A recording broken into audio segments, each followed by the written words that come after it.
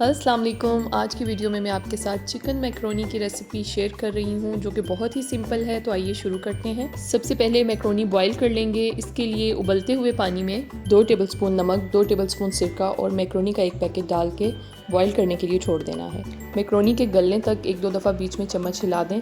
जब मैक्रोनी गल जाए तो फिर आप इसको छान लें और इसके ऊपर से ठंडा पानी डाल लें ताकि इसका कुकिंग प्रोसेस रुक जाए और ये आपस में जुड़े नहीं। स्टेज पे अगर आप इसको थोड़ी देर रखना चाहते हैं तो थोड़ा सा ऑयल भी आप मैक्रोनी के ऊपर लगा सकते हैं। अब चिकन फ्राई कर लेंगे। इसके लिए मैंने आधा कप ऑयल लिया है और इसमें 1 टेबलस्पून लहसुन और अदरक का पेस्ट डाला है और साथ ही इसमें 500 ग्राम बोनलेस चिकन डाल देंगे और जब तक ये बिल्कुल वाइट नहीं हो जाता इसको हम फ्राई करेंगे।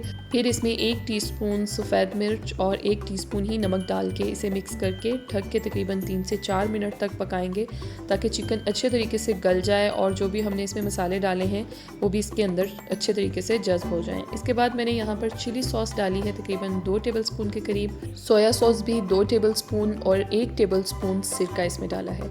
आधे कप से 1 कप के करीब आप इसमें केचप डाल सकते हैं, आपकी मर्ज़ी पर डिपेंड करता है कि आप कितनी डालना चाहते हैं। इसे मिक्स करके तकरीबन 1 मिनट के लिए पकने देंगे।